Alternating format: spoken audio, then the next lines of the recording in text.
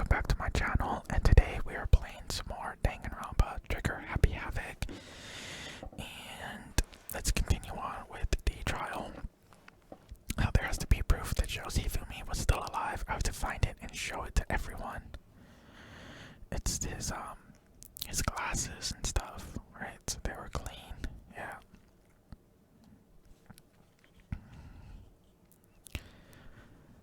Alright, well, here's one thing we do know. The first time we found Hifumi's body was in the nurse's office. And then, while me and Celeste were in the bathroom, his body disappeared. And the next time we saw his body, he was in the repository. But when you compare his body before being moved and his body after being moved,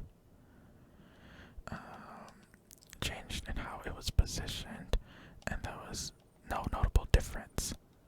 Oops, I did that late. Then he was really still alive, but of course not. It's impossible. This is ridiculous. Celeste really seems to be against the idea of this. It is Celeste, isn't it? She's the mastermind behind all this.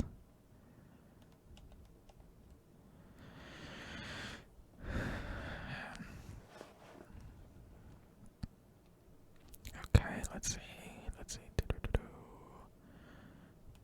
Come on. No notable difference. Nope.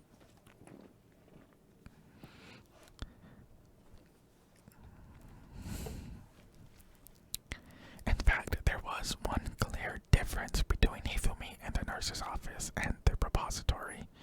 His glasses. That fact alone proves that he was only plain dead in the beginning.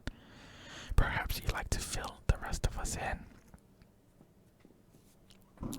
When we found Hifumi in the nurse's office, his glasses were covered with blood. But when we found him again later in the repository, they were spotless. And I found the item he used to wipe them clean in the nurse's office trash can.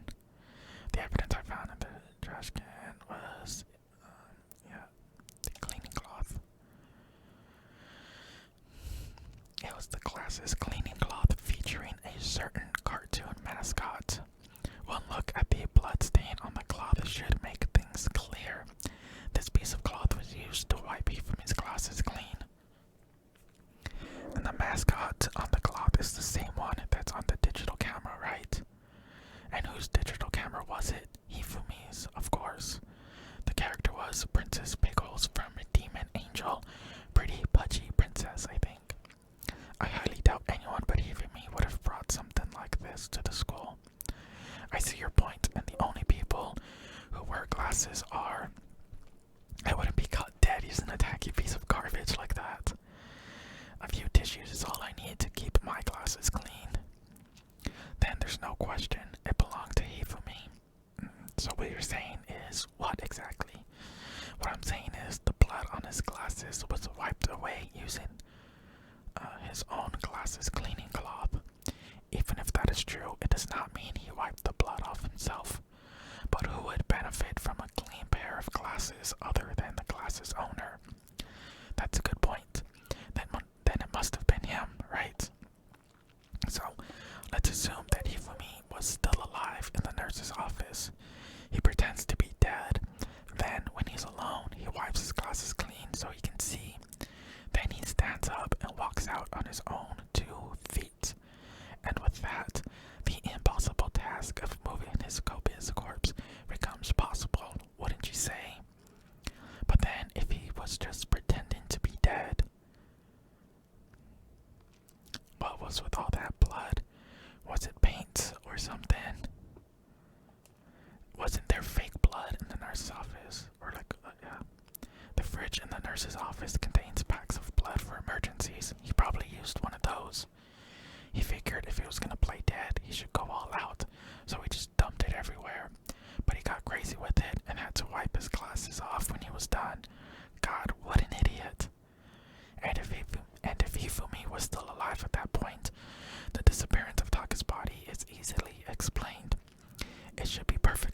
obvious who must have moved Taka's corpse.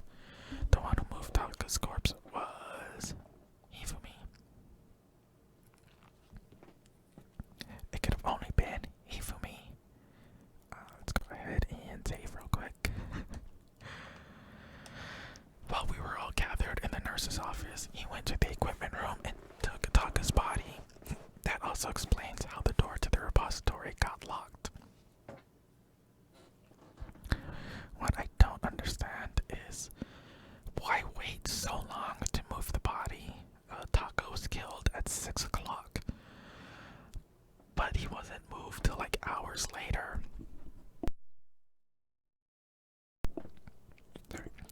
So Taka wasn't moved till like hours later. Why wait that long? Why not move his body right away after he was killed? Was it just to kind of prevent us from, I guess, just finding evidence on the corpse or something? I don't know. The door was locked. Well, after the bodies disappeared, we all went looking for them, right? So me and Sakura headed for the repository. But when we got there, the door was locked. And the repository door can only be locked from the inside. Which means when Hina and Sakura got to the repository, someone was already inside. And it could only have been Hifumi who had just finished stashing Taka's body there. He'd convinced us all he was dead, and when he saw his chance, he dragged Taka's body to the repository. So Hifumi wasn't just another victim in this case, he was one of the assailants. But that means he took part in the murders. I just can't believe it. If you're having trouble, would you like me to show you one more piece of evidence? There's more. Oh, absolutely. The single biggest fact pointing to his involvement has yet to be revealed. Is it alter ego? You know what I'm talking about, right, Makoto? The item he took off Taka's lifeless body. Oh, okay, the notes.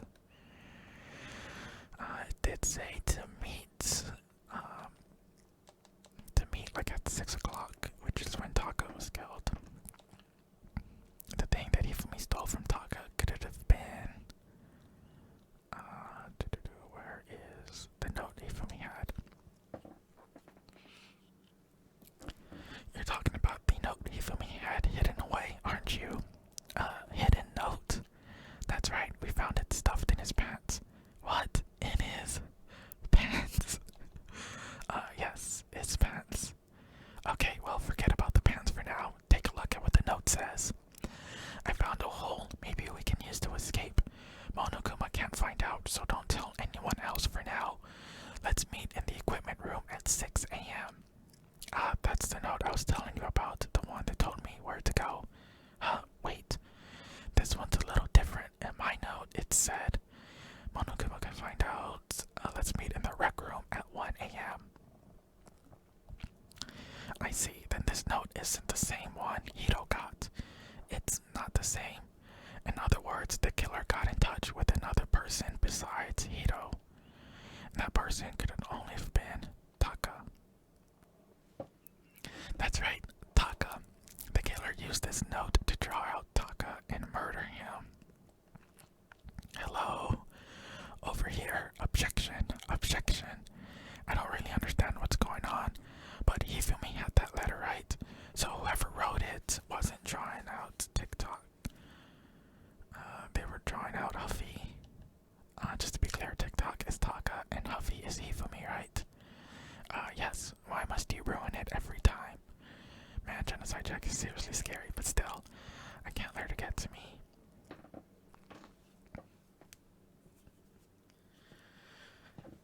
Broken wristwatch, his glasses, cleaning cloth. Okay, I think might use broken wristwatch. Then the person it was intended for must have been Huffy. But you remember about what the note said. What time did it say to meet? 6 a.m. I believe.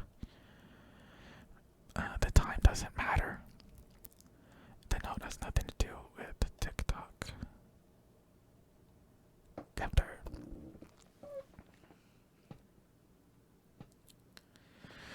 No, There is absolutely a connection.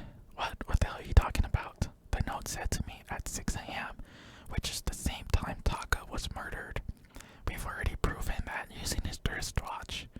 But there's more. Look where the note says to meet. The equipment room, right? Which is where Taka was killed. I see. So Taka was murdered at both the time and place written in the note. I think that should be plenty to show that this note was definitely meant for Taka. Well, when you put it like that, no further objections. Then someone used that note to trick Taka just the same as me. Yeah, the culprit really is a cold-blooded monster, telling people they found a way out. But if they gave the note to Taka, what was Hifumi doing with it? Stuffed down his pants, no less. Most likely, Hifumi stole it off Taka's corpse after he died. Huh? He stole it. Where's your proof? Go ahead, show us. Proof that Hifumi stole the note from Taka. Didn't Taka have a piece of it in his hand still? Yep. When I searched Taka's body, I saw that his lifeless hand was gripping a small scrap of paper. If I'm right about this, the sheet of paper this piece came from is... Yep, I knew it. It fits perfectly with the note we found hidden on Hifumi. Then Taka's scrap and Hifumi's note. Yep, they're from the same piece of paper. Hifumi had the note meant for Taka, while Taka's corpse still grasped a small piece of that note. There's only one way to explain it. Taka died clutching the note. Hifumi tried to free the note from his death grip, leaving behind only one small scrap. Did I get all that right? That means Hifumi knew the note was important. Exactly, which proves that he was an accomplice in the murder. Whoa. Yeah, after seeing all this, Hifumi was super involved in this whole thing for sure. In fact, he was behind the whole thing. In fact, he's still alive. Sorry, no. When we found him in the repository, Hifumi was truly and completely dead. The second discovery announcement proves that. So then, who killed Hifumi? Whoever did it is the mastermind, the true killer. He was killed in the repository, so he must have been killed not long after transporting Taka's body. So he must have been killed after Taka's body vanished, but before he found both bodies in the repository. During that time, we'd all split up and were searching for Taka's missing body. In other words, during that time, none of us have alibis. Wait, but me and Sakura were together. Stop trying to spill the spotlight, you stupid walrus. Who are you calling a walrus? Anyway, when they were killed bothers me too. But there's something that's been bothering me even more. And what might that be? The weapon they used to kill Hifumi. The weapon. Yeah, because I mean, according to the Monokuma file, the way Taka and Hifumi were killed was almost the same, with them having similar fractures and all. Was he killed with that hammer that was cleaned? Maybe. I don't know. But they were in the rooms together. Nobody else was in the room, right? I don't know. But Justice Hammer 3 and 4 were still laying around in the nurse's office and the equipment room, right? So if Hifumi was killed in the repository, the culprit would have had to grab one of the hammers, kill Hifumi, then put the hammer back where they found it. But wouldn't that be seriously risky for them? I'm surprised. It seems there's some semblance of a brain knocking around that skull of yours after all. Hell yeah, it's packed in there good and tight. He's right though, I don't understand it either.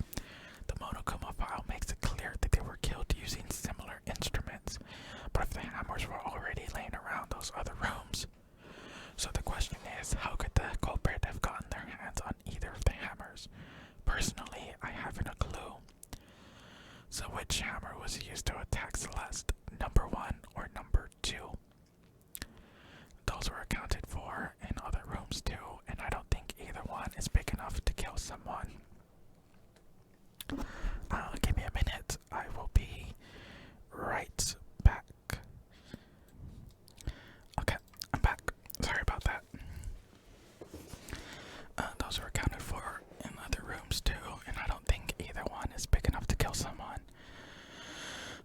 Then, is it not possible they used a different weapon? I don't think it is possible. They were both killed with the same kind of thing, right? So then what was used to kill Hifumi? The weapon that was actually used to kill Hifumi.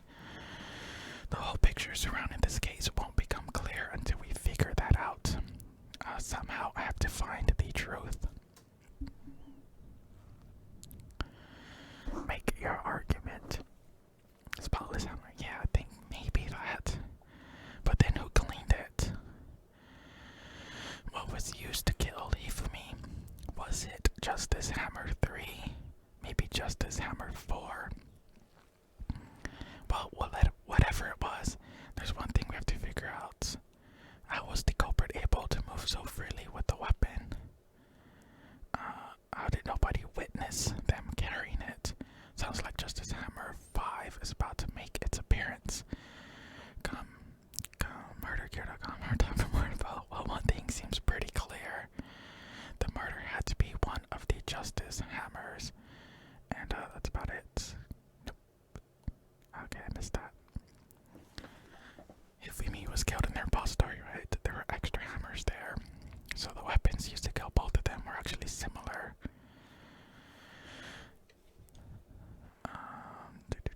I think we had to do...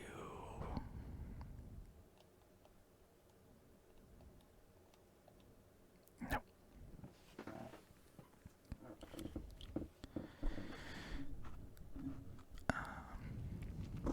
The murder weapon wasn't a Justice Hammer at all. No, it was something completely different. But seriously, a different weapon. Was Celeste the first one to find the bodies? And if so, she could have cleaned out the hammer. And did Hifumi just kill himself? Did he just smack himself with a hammer? Specifically, a hammer from the repository. The killer could have easily used that to kill Hifumi. Oh yeah, oh maybe they just killed Hifumi. Okay, yeah. Now all the hammers in the repository were covered in flecks of grit and debris. But for some reason, one of them had been scrubbed clean. And the reason it had been scrubbed clean was most likely because it was used to commit murder. If that hammer got covered in Hifumi's blood, of course they'd have to clean it off. I'd also like to point out that the repository has all kinds of hammers, big ones, small ones, and even some flat mallet-like ones. I think whoever made the Justice Hammers used those as a basis for their design. If that's true, that would explain the Monokuma's file's note about the wounds being similar. So if Hifumi moved Taka's body to the repository where someone then used a hammer to kill him, and whoever did that is the true killer, the one Hifumi was working with, and the one who betrayed him. Hold on a moment, I still think it's strange to assume someone was working together with him. It's Celeste, isn't it? God damn it. She's really against pinning it on like someone else. She really wants to frame Yasuhiro and other people. The way the graduation world works, there's no benefit to helping someone else carry out a murder. So the idea that anyone would work together like that is simply ludicrous. We talked about this, did we not? We did talk about how there wouldn't be any reason for anyone to work together. At least that's what we thought at first, but... Make your argument. Spotless hammer. Okay. Based on the rules that have been laid out for us, even if more than one person is complicit in the murder, only the one who actually carried out the act can graduate and survive. Assuming the world's truth is simply impossible that two people work together on this. That is how the rule was explained to us. But that only applies if there's one murder, right? In this case, however, there were 2 murders. You can say there's no chance 2 people work together on this.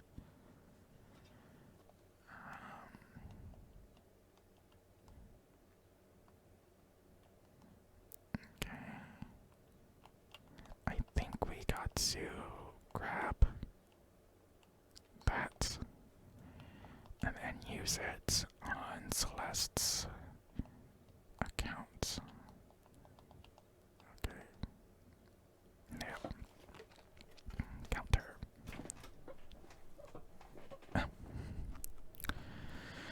Since there were 2 murders, it's at least plausible that more than one person was involved. What do you mean? If there'd only been one murder, then yes, the idea of an accomplice isn't really worth considering. Naturally, if only one person can be saved per murder, an accomplice has no risk versus reward benefit.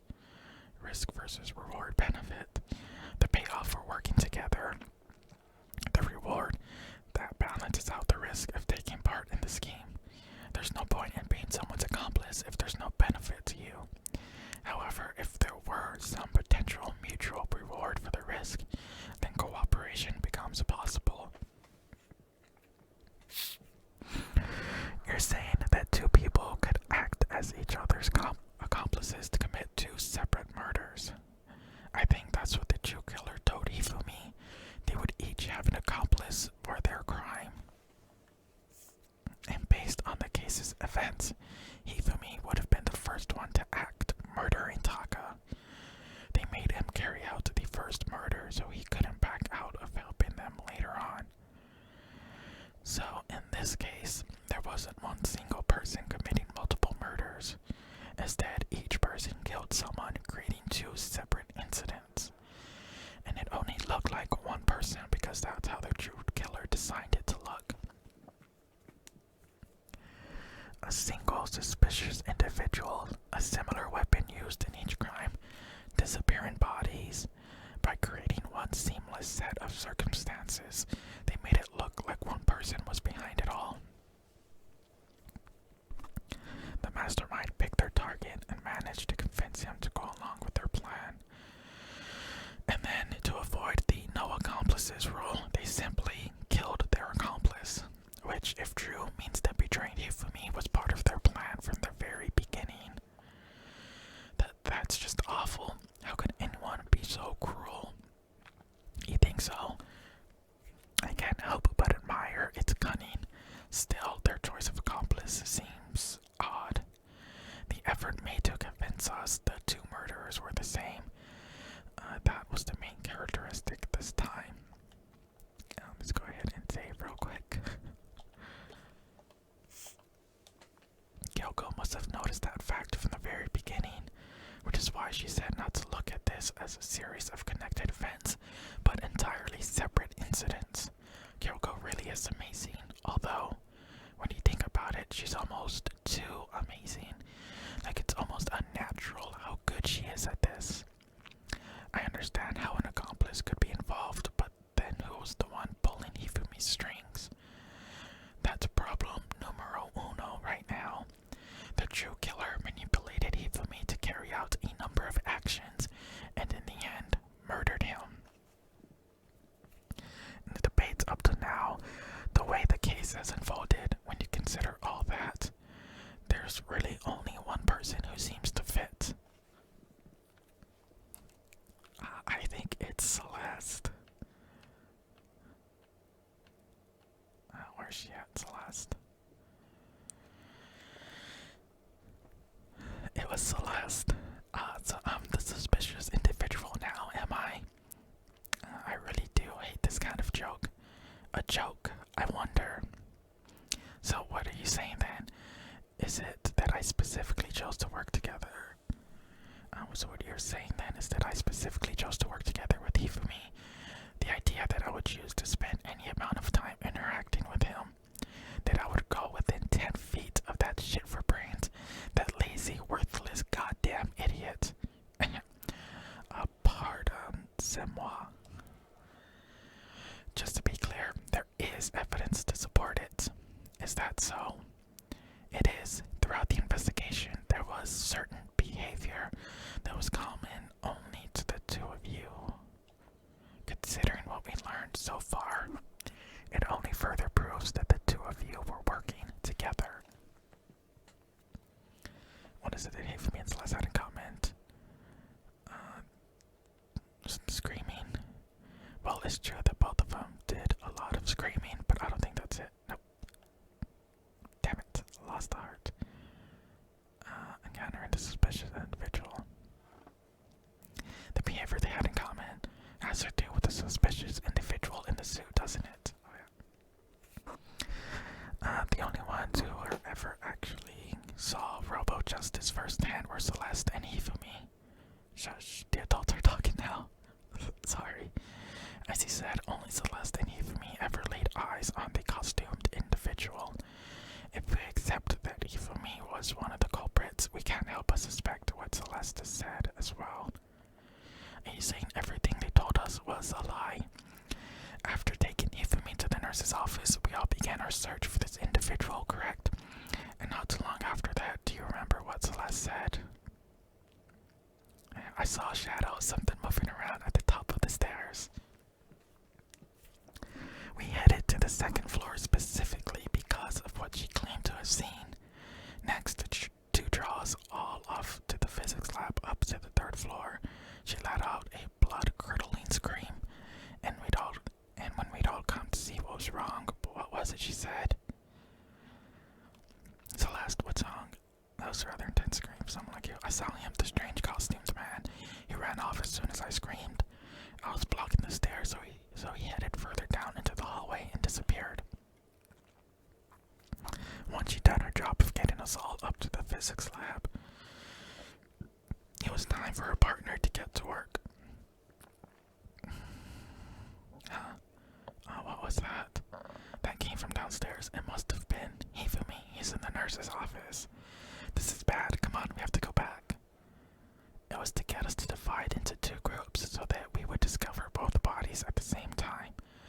In fact, Celeste was precisely the one who proposed that we split up. Then why don't we split into two groups?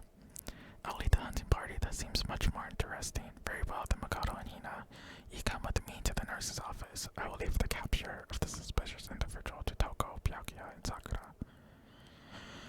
Well, if Celeste and Hifumi were working together, all those chance events suddenly become connected. And on top of that, that piercing cry of yours early on. That was to signal Hifumi, wasn't it? It was your way of telling him we're on the third floor. Everything's going according to plan. Why else would you let out a scream that could have carried across the sea? I just realized another strange thing. When we found Hifumi in the nurse's office, who we now know was only pretending to be dead. I certainly was not expecting this. I did not imagine that Hifumi would be murdered. Celeste, you were the first one to say he'd been murdered. You wanted to make sure we wouldn't have any doubt in our minds. I don't believe it. The whole thing was one big act. Hina, you were with Celeste when Hifumi's body disappeared, right? Yeah, I was feeling kinda sick, so Celeste took me to the bathroom.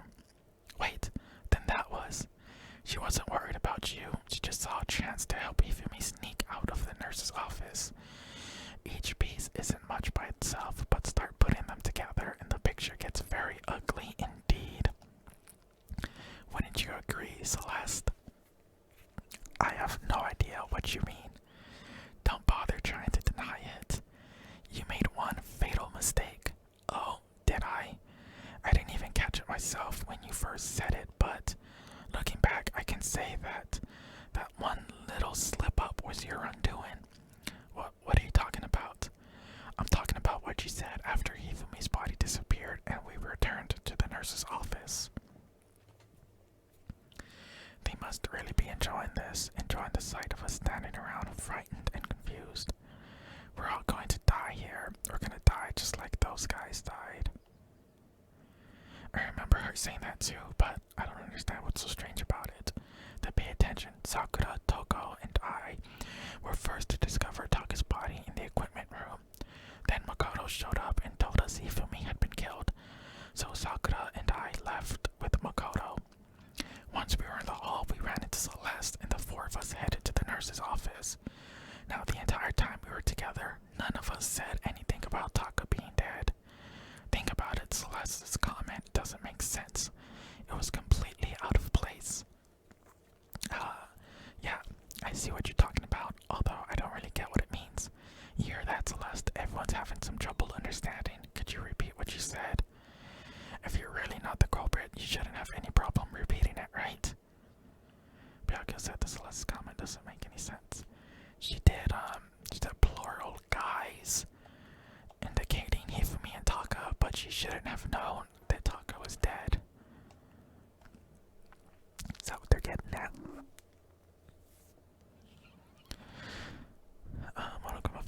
Okay. Let's see. All I said was they must really be enjoying this. Enjoying the sight of us standing around frightened and confused. They must be positively elated. We are all going to die here. We're all going to die just like those guys died. And that is all I said. And that's all it takes to finish this. It's obvious, isn't it? What was so strange about Celeste's comment? She said that she should only have known about Hifumi's death. With that in mind, what's so strange about what she said is, yeah, she's saying like those guys. She's saying plural. But she shouldn't have known that. Yeah.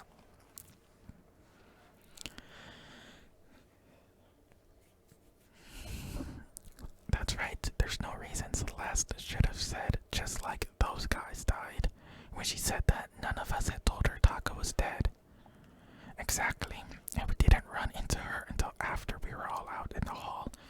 So there was never any chance for her to have seen his body in the equipment room for herself. So how did you know, Celeste? How did you know more than one person had been killed? How did you know that they were both guys? Because Kyoko had also disappeared, right? So she could have been dead too. You all have such vivid imaginations, you know that. Imaginations. You claimed that I was lying when I told you about the suspicious person I saw. Then what about the picture I took?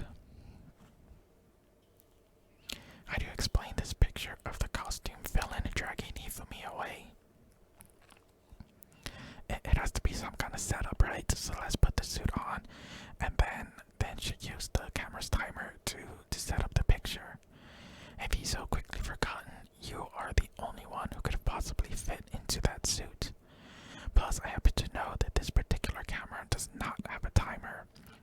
In other words, it is an unassailable fact that this is a picture of Hifumi being dragged away. If everything I told you was a lie, how can this picture exist? Simple. Are we sure that it's really a picture of the suspect dragging Hifumi away? What could you possibly mean by that? Surely there are other explanations than the one you've offered up. No, there's no other explanation. Other explanations. If it wasn't a picture of the suspect dragging Hifumi away... Let's go ahead and save, bro. Oh, I can't save.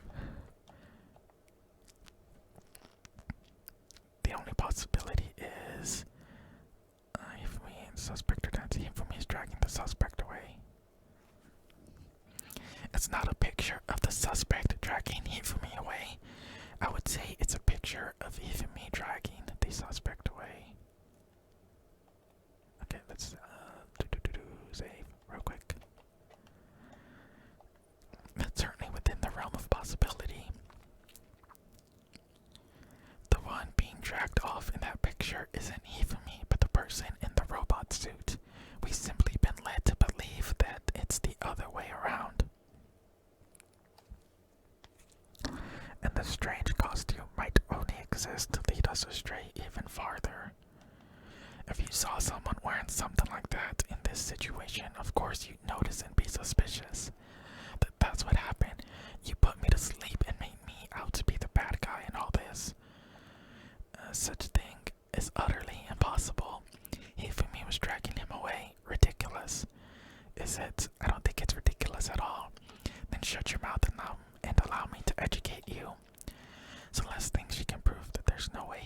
he was dragging the suspect away. But is that really possible?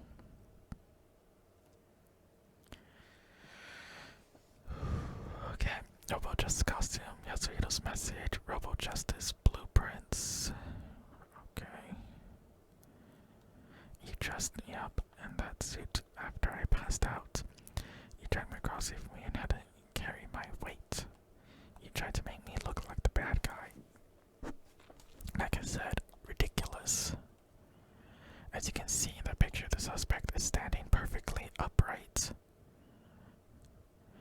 It was the person inside the suit. If the person's unconscious, there's no way they could stand up straight like that. And the fortune-telling idiot is the culprit after all. I think I gotta do that. No way. If I remember right, Hina said that she couldn't bend at the waist. Okay, so I think this is the right truth bullet. Now as far as the contradiction,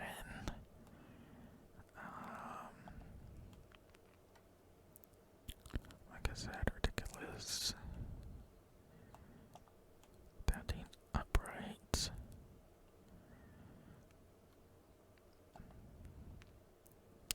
The person unconscious, stand up straight, I think it's that. Counter.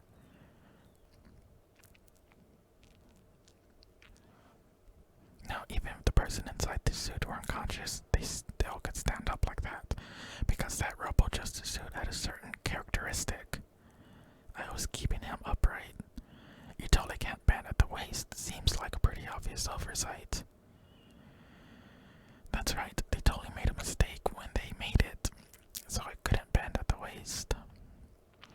I'm not so sure that was a mistake. I think the suit was designed from the beginning to be used the way it was. Celeste and Hifumi took the suit they'd specifically designed and stuffed Hiro into it. That's how they were able to fake that whole thing. The point of it all was to make us believe whoever was in the suit was to blame. Well then, I suppose this is checkmate. Let's go ahead and save real quick. Saving a lot just to be safe. Checkmate. Don't make me laugh, you idiot. What do you mean, checkmate? Celeste, clearly you want to cram me into your little guilty box. Well, there's one little problem. Have you already forgotten what Hifumi told us as he lay dying? Hey, Hifumi, who was it? Who attacked you? Who tried to kill you? Who killed me? That's right, I remember their name. Yasuhiro. How could he have known Yasuhiro was in the costume? When we asked him who had attacked him, his answer was quite clear, was it not? He said, and I quote, Yasuhiro. In other words, Yasuhiro Hagakure. Oh wait, but my name isn't really Yasuhiro, it's actually Taro. Your confusing statements don't make any sense. You're only making things more complicated. He did say Yasuhiro, but are we sure he was really pointing the finger at Hiro? What the hell are you talking about? I'll burn you alive. Kyoko, what do you mean about that? Think back to how Hifumi used to talk to us. Oh shit, I have no idea how he would refer to us. Did he use last names? Yeah, that's right, our last names. He called us all by our last names. Exactly, I know I heard him say Mr. Naegi more than once, for example. So if Hifumi did mean to say Hiro's name, he would have said his last name, Hagakure. I'm sure it was just incidental, by chance. His first name. Indecent. Don't talk. Random chance. Now, isn't that a convenient explanation? No, there's no reason to think he would have said the name any different than normal, but he must have run out of energy before he could say any more. So if Hifumi was trying to tell us the last name of whoever killed him, but the name he said doesn't apply to anyone here. Well, no, hold on. There's one person it could apply to, and that's Celeste. She never actually told us what her real name is. What did you just say? To think you to take your false accusation so far. I don't know whether to laugh or spit. Come on, enough with your idiotic blather. Yasuhiro is a loser's name. Do I look like a loser to you? Well, do I?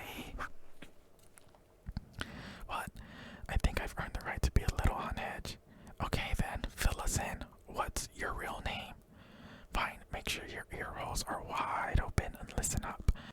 My real name is Celestia Ludenberg. Could you please stop making me repeat myself over and over again?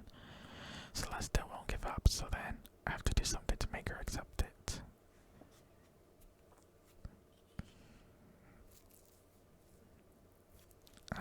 E-handbook. I think it's gonna be the e-handbook. Hifumi was trying to tell us something. Want to know the killer's last name, Yasuhiro. There's one person here who might have that last name. It would have been you, Celeste. You haven't told anyone what your real name is. How many times do I have to tell you? My name is Celestina Ludenberg. God damn it. How long do you plan to go on pretending? I'm not pretending, it's the truth. And since you have no way to contradict me, that's the only truth there is, moron. I remember there's something at the show's owner's real name. I'm sure Kyoko mentioned something like that at a point. Yeah, her handbook should have her name on it. Okay. Let's fast forward through this. Okay, let's see if I can shoot it. Oh shit, no. There we go.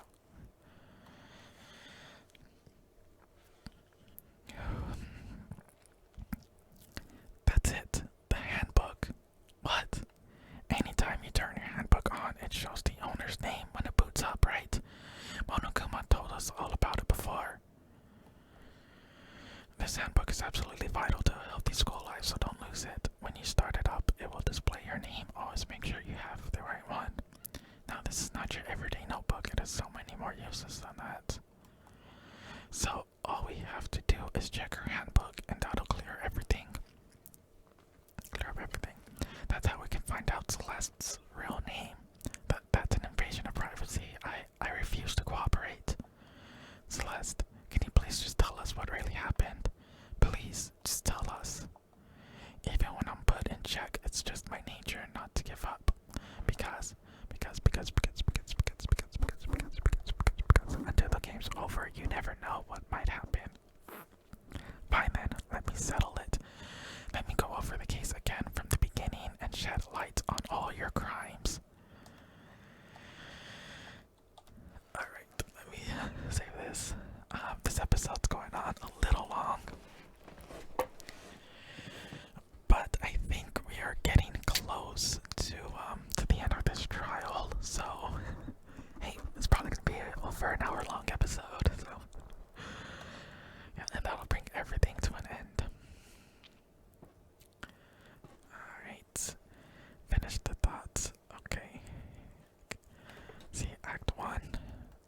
Let's see. Can I get influence gauge to the page? Treat the panels, move the panel. Oops.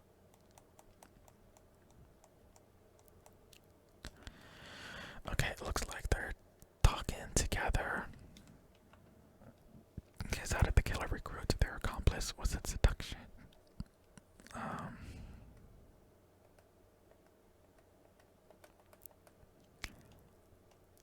And I have no idea what all these little things are. Okay, I'm not sure. Maybe this. I have no idea what that's a picture of, but okay, that's a picture of him moving the stuff. Is that potato chips? I think that's useless, right? That's from the previous trials. His backpack, no idea. What time did the killer call their victim to the rec room? I'll do the rec room. It was 1 a.m. Alright, they called Yasuhiro here. Who was it that the killer summoned first? It was Yasuhiro. I guess they drugged him, knocked him out, stuffed him in the suit. this trial as well. I guess they got ready to take the picture. And then they called, a little after 6, they called Taka into there, killed him. The Justice Hammer still used to kill Taka. What number was it? That was number 4, wasn't it? Justice Hammer, I think it was 4, right? Yeah. Was it 4 or 3? I don't remember. I think it might have been 4. Right, because they wanted him to be last, I think. Camera showed us the picture. Library for me used something to fake the existence of a shadowy criminal.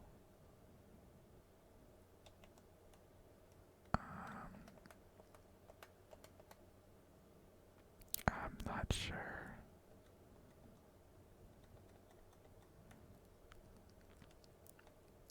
Okay, oh, he puts blood on him. Which Justice Hammer was used at the nurse's office when Hifumi was pretending to be dead. Was it 3, I think? Justice Hammer 1 was found. Oh shit, do I have it written down? Please tell me I have it written down. I don't think I have it written down.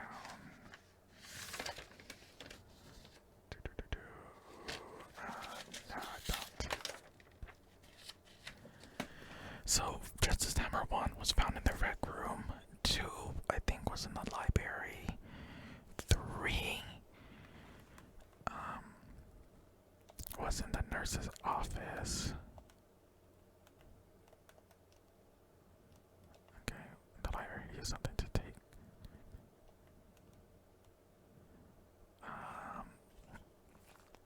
Let's see. We found him dead. Found them dead.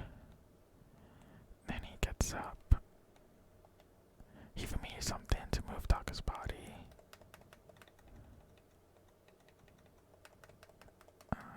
Yeah, the dolly. Right. The weapon the killer used, what was it? It was just, it was a hammer. Okay, I'm not too sure about that one. I think that was another one I wasn't too sure about. Yeah, this one I'm not sure what that's a picture of.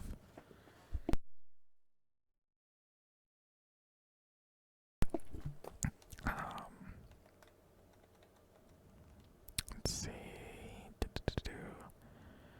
Library, Justice Hammer 4.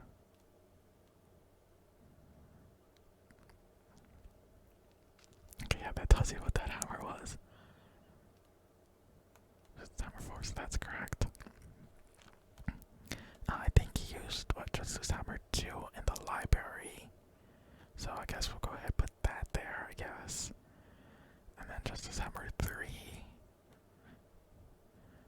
And then, is that it? Yeah, I think that might be it. I have no idea what's with the potato chips and the backpack. I don't know, I guess we'll go ahead and try this. Before anything, the killer persuaded someone to help carry out the murder, and that person was. Yep. So I got that right.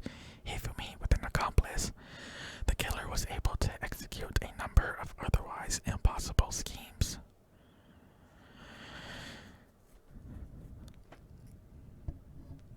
Okay. First, they convinced someone to meet them in the rec room last night at 1 in the morning. That someone they met with was Hiro. The murderous duo intended to pass Hiro off as the prime suspect, so when they met up with him, they drugged him, knocked him out, and stuffed him into the Robo-Justice suit.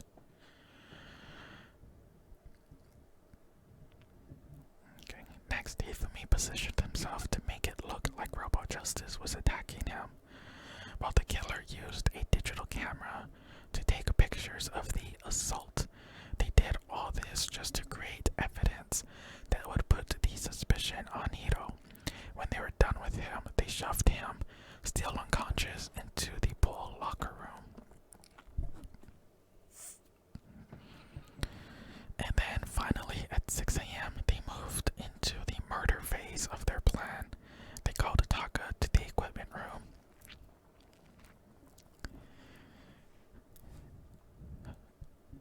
Yeah, bam. And that's where Hifumi killed him, making it the scene of the first murder. The murder weapon was Justice Hammer 4, which was left there in the equipment room. The reason Hammer number 4 was used was to create confusion about the order of the crimes. So next, they falsified 2 more assault incidents. For these attacks, the killers pretended to be the victims to solidify Robo Justice as the suspect. The first fake incident was the attack in the rec room.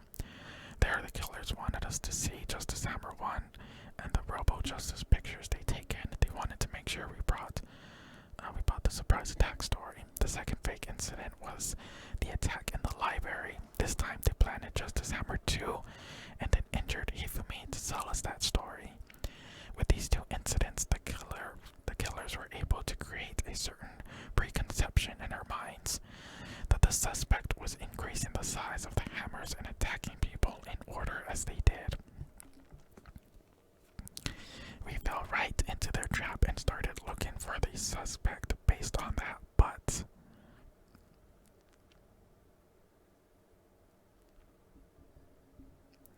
nurse's office. While we did that, we left Hifumi alone in the nurse's office. This was exactly what Hifumi was hoping for. He took a blood packet from the refrigerator and Justice Hammer 3 and turned the room into a crime scene in which he himself had apparently been brutally murdered. He let out a scream to draw us back, and when we returned, that's what we found. Meanwhile, the other group that had been searching found Taka's body at the same time, so when we heard the body discovery announcement, we naturally assumed it was for Hifumi. We left the nurse's office, and Hifumi once again took advantage of the situation. He simply got up and made his escape. When we learned his body had disappeared, we all rushed back to the nurse's office, and once again, Hifumi had the chance he was waiting for. This time, he snuck into the equipment room. Okay. He wrapped Taka's body in a tarp and used a dolly to move it all the way down to the repository. That explains how each of their bodies had disappeared. But even Hifumi didn't know what the true killer had in mind for their final act. Okay, their plan all along was to kill Hifumi and get rid of the one person who could betray them. And they did that using an ordinary, everyday hammer from the repository. That should cover everything that happened in this case, and the villain behind it all is...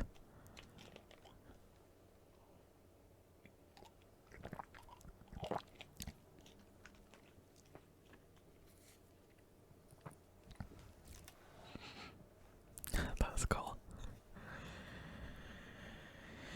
So last, sorry, you lose. I lost. Okay, let's go ahead and save. I lost. When was the last time I was forced to utter such words? They hang heavy around my neck. Then you admit it, you're the killer. Listen to you trying to take charge as if you're my private instructor. I, Celestia Ludenberg. Actually, no. Taeko Yasuhiro is fine. Okay, so that's her real name.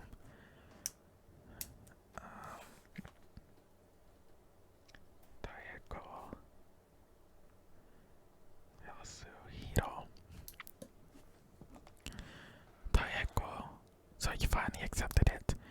I'm the kind of person, once I've lost, I don't like things to drag on. Interesting.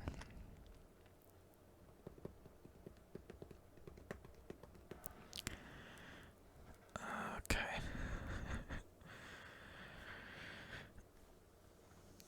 Yeah. Oh, I mean, we did had to reload our saves quite a bit, so that final result isn't entirely accurate. But hey. Okay. Oh, got 98 medals. That's.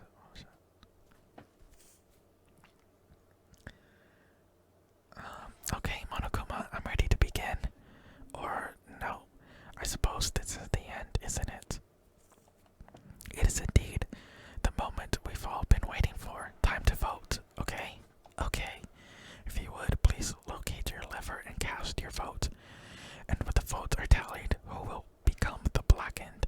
Will you make the right choice or the dreadfully wrong one? What's gonna be? What's gonna be?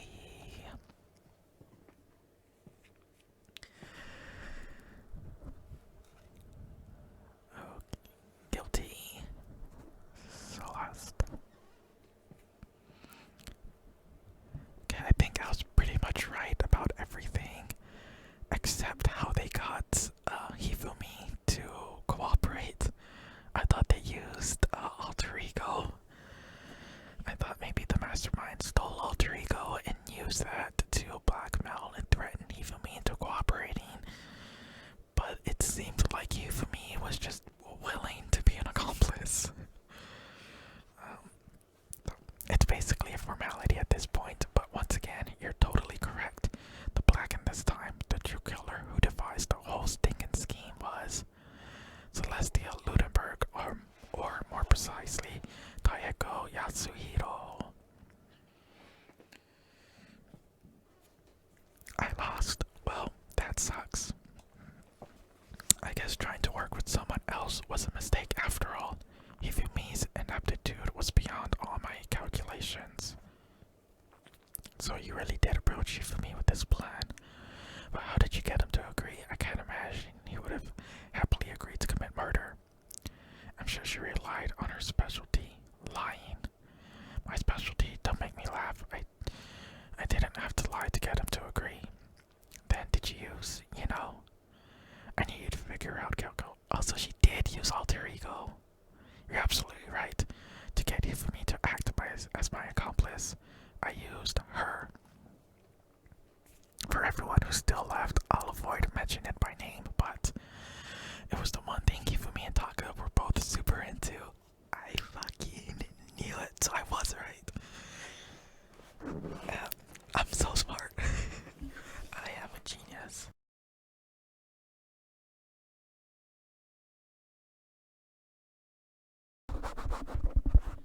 I'm sorry, my microphone went out. Yeah, does she mean? Is she talking about alter ego? What? What are you talking about? Don't interrupt. We're in the middle of a very important conversation here. I'm totally out of the loop, as usual. How sad. Then you're the one that stole it. That's right. And you used it to drag Hifumi into the plan you'd come up with. Right again.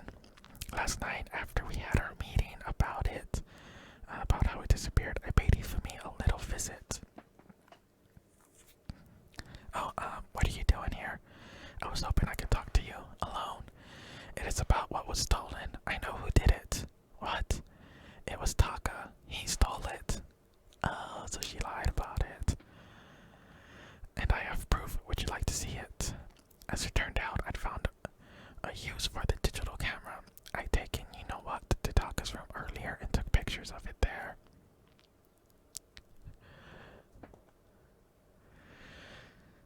I deleted the picture as soon as I'd shown it to Hifumi, of course. So it was him, but how did he do it? She was supposed to yell if either of us got close to her. You are correct, which is why Taka forced me to steal it. What? Please forgive me. He threatened me. He did. He came to my room last night unannounced, and then it's hard for me to even say. He abused me. What? And he took pictures. He said if I did not do as because he asked, he would show them to everyone. So I had no choice. That's a crime, an absolute crime. I knew he'd gone a little crazy, but I never imagined he would go that far. Man, it was amazing how completely he bought it. I can't express how enjoyable that was. I'm about to say something I've never said before in my life. I'm going to kill him. I'm going to fucking kill him. Wait, please, if you go now, you'll be playing right into his hands. Taka is planning to use her to escape. And he has made you his target. Escape? You don't mean Taka is going to try to kill you? What?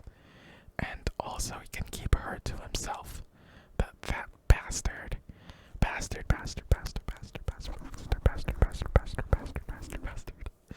Can we allow him to continue with these barbaric acts?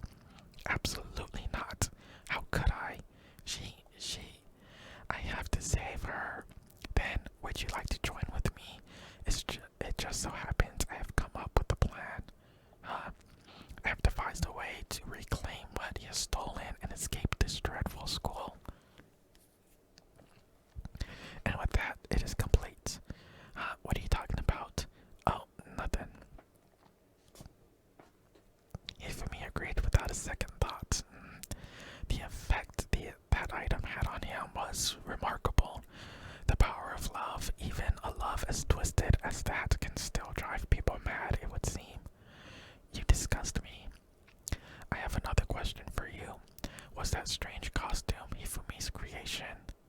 Yeah, it was a real pain in the butt too. All I asked him to do was make something to hide the face and general body size. I had no idea he'd make something like that, but it's my fault for picking him in the first place. So why'd you decide to make me the suspect? Because you're stupid. That's it. And in that regard, I made the right choice. I'm so glad your stupidity surpassed my every expectation. Life must have been tough on your parents, though. I feel like I could cry. But when you were explaining your plan to Hifumi, how did you explain the part about him playing dead? What she's asking is, what was Hifumi supposed to do after that, assuming you had actually let him live? That's simple. After he did his part and pretended to be dead, once someone showed up, I told him to say he'd been seriously wounded. He was on the verge of death, but he just barely held on. And he really believed that. Well, of course, that wasn't all there was to it. As I explained it to Hifumi, the plan was, while you were all questioning him about what had happened to him, I was going to murder someone else. At that point, Hifumi would have an alibi, so nobody could doubt him. I told him that, and he believed it. It all seems very straightforward, stereotypical. I just matched the lie to the level of the opponent. In fact, Hifumi ate it up. He believed the lie wholeheartedly right up until the moment of his death. So you had planned to kill him all along. But of course, there would have been no point to my plan if the one who pretended to be dead did not end up dead himself. How could human life mean so little to you? That's not an issue. I simply did everything in my power to win. Now you sound like Byakuya. No, he derives his pleasure from the thrill of the hunt. In that aspect, we are nothing alike. Then what made you take things this far? Was it really just for money? Are you talking about the $10 million Monokuma offered us? That is a lot of money, it's true. But that's not all there is to it. I believe I briefly mentioned this. Did she need the money to maybe pay off her debts? Or maybe she wanted more money to gamble with? Maybe not. From the moment our new life here began, my only thought has been escape. But all along you've been saying how we have to accept living here. Obviously that was a lie. I couldn't take it. I hated it from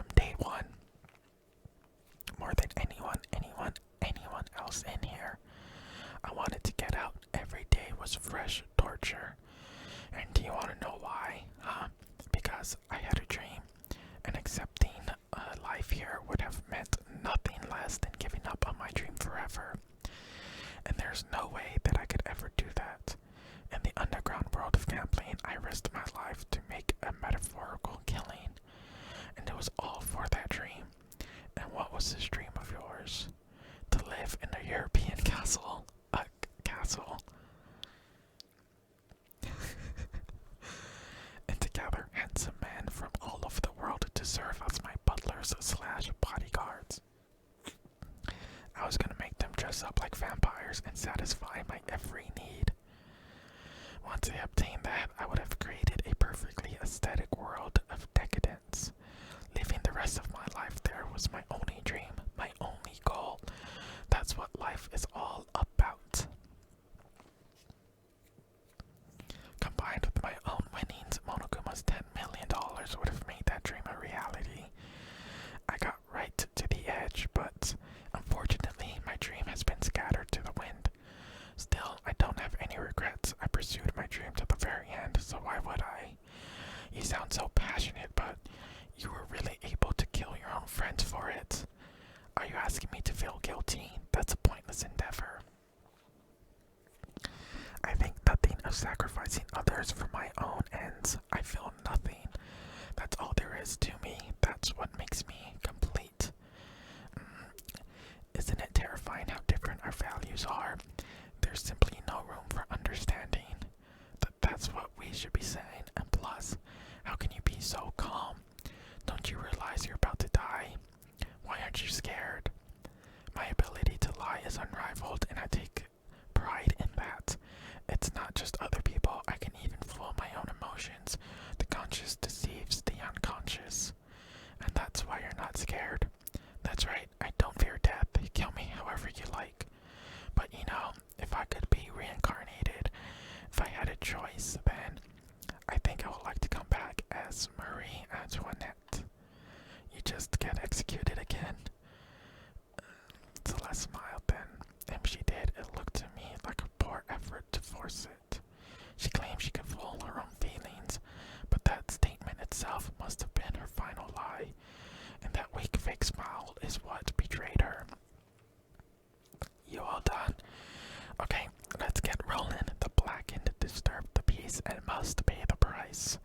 Now then, I've prepared a very special punishment for her, the ultimate gambler. Let's give it everything we've got. It's punishment time. I guess I'll let Yoko hold on to this. This is.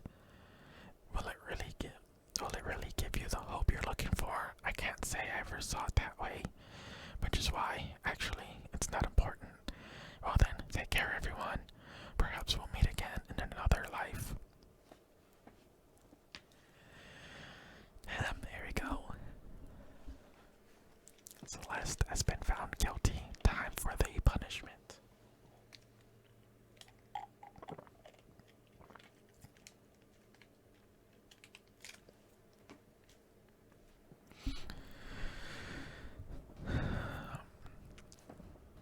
Oh, hey, a castle. Let's see how brutal this is gonna be. The burning of the Versailles witch. Oh, is she gonna be burned alive? Holy shit. Oh, this is fucking brutal.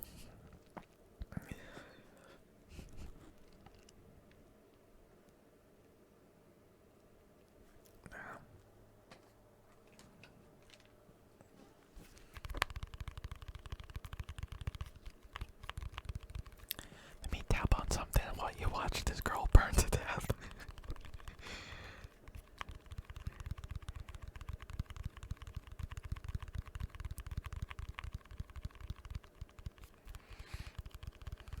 Oh shit. God damn. Oh, fire department.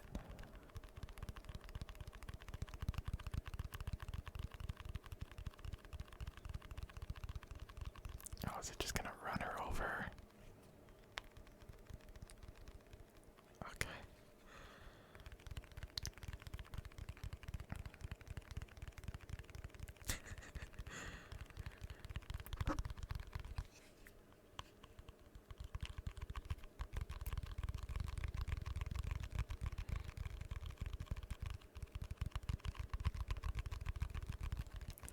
It's over. The third execution is over. Celeste's death is over. Celeste killed my friends, so I can't pity her, but I also can't deny that at one point I considered her a friend too. And for him to just come along and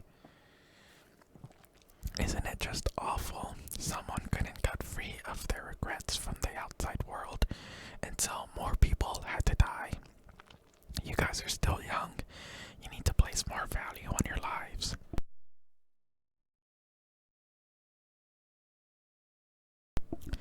Jeez, and here I thought you guys were gonna pass the torch of hope to the next generation. What do I care about hope?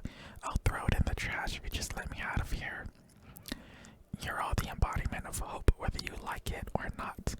And it's my destiny to knock you down one by one.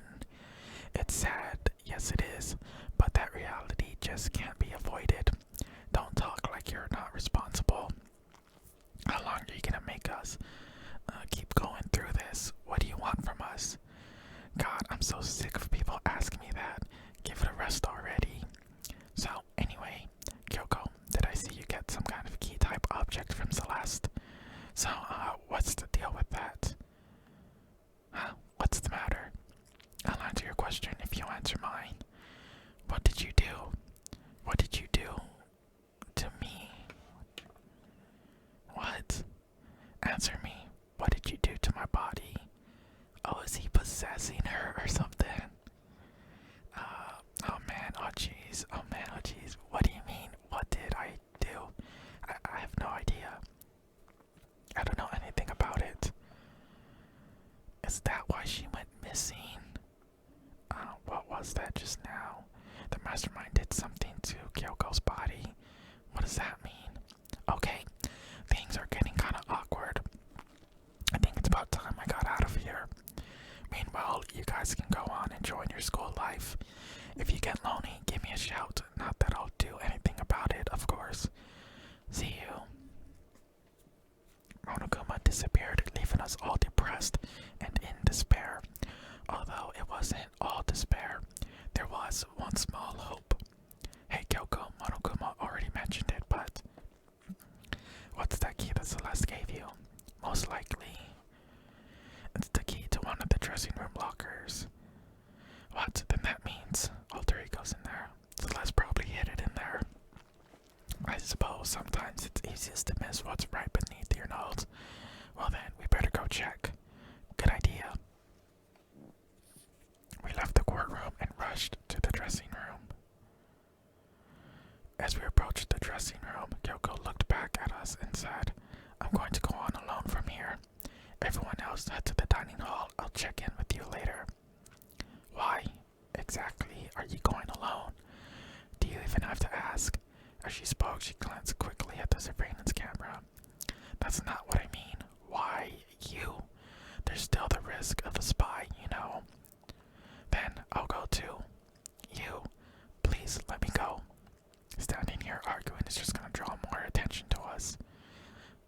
Do whatever you want. Thank you, Byakuya. Then it's up to you now. I'm gonna go to the dining hall, okay? So Makoto and Kyoko are gonna go together. Does that mean what I think it means? Good luck, Makoto. Girls like her are total pushovers when you show a little backbone. I tried to forget what Hina said. Everyone headed to the dining hall, leaving me and Kyoko there alone. Well, shall we? Yeah.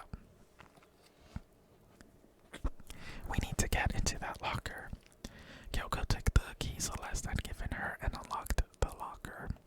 As the locker swung open, we saw... Good morning. It's been a while, hasn't it? It's safe, thank goodness. I never heard Kyoko sound so relieved. It was like she was speaking from the bottom of her heart. I did just what Celeste asked. I didn't say a word. I stayed quiet the entire time. Oh, and I think I might be able to open the last set of files soon, maybe as early as tomorrow. I'm doing my best, so please wait just a while longer. So now we can officially say the case is closed. As far as this incident is concerned, sure, but can we talk a second? Since we have this opportunity, I want you to be honest with me. Kyoko, please tell me, what are you trying to do all on your own here at the school? Is that why you wanted to come here with me? Regardless, that's not something you need to know right now. I don't need to know. That just makes me even more worried. Worried? Like what happened during the investigation this time? You disappeared and we didn't see you again. Without warning, without explanation. When you do that, it's only natural that they think I'm the mastermind spy, right? And you too. No. I believe in you. You believe in me. Isn't it obvious? People believe in their friends, right? That's why I want you to tell me, and I want you to believe in me too, because we're friends. I understand. Then maybe I can believe in you just a little bit more. Then, fine, I'll tell you. I'll tell you why I've been disappearing and where I've been going to. You see, oh, come on, don't cut it off, don't cut it off. What I heard from Kyoko then was, well, frankly, it kind of blew my mind. Right after I told Kyoko I'd believe in her, she told me a story that was, well, almost unbelievable. I decided I had to confirm what she told me with my own two eyes, so I waited for nighttime to come, and when it did, I went into action. And that is where we're gonna stop this video. It has been so long. This video's really long. So yeah, we're gonna stop it right there. And next episode, I guess we'll try to figure out whatever Kyoko had told us. But yeah, that's gonna be it for this video. Thank you for watching. I hope you enjoyed,